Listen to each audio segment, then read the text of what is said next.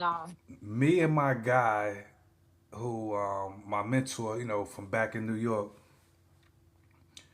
we go to see one of his partners who, was doing this thing, and we slide over there. We hopping out the Lexus, and it's just another day. We ring the doorbell.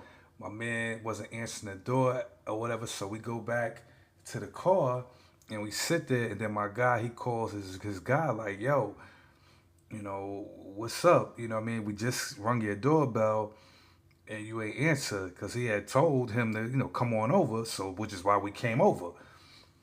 And then he finally answered the phone. It was like, nah, he was a little shaken up because them boys had just paid him a visit.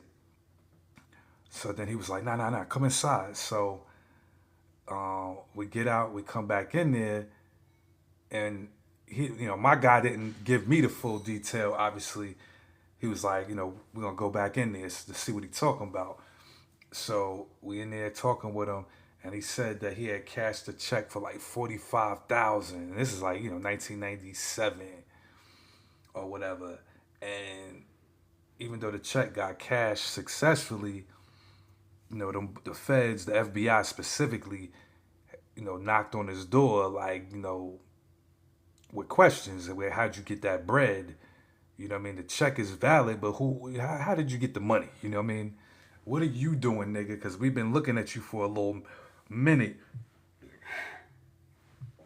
The long and short, he was one of them niggas that was in the transition period. Luckily, at the time that they was peeping his ass, he had he kind of fell back off of the street shit.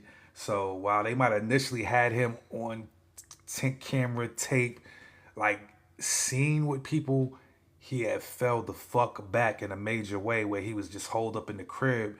He had just brought his little studio equipment with his money from elsewhere and spent though that the majority of that time learning his craft and was starting to make fire ass beats.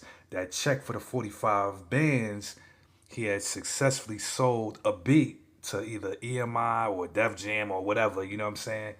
And which is why, the feds kind of ran down on him like, but it was a light rundown. It was, like literally, like you see on TV. It might just be the two agents that come just to have a chit chat, quote unquote, in your living room type shit, real quick.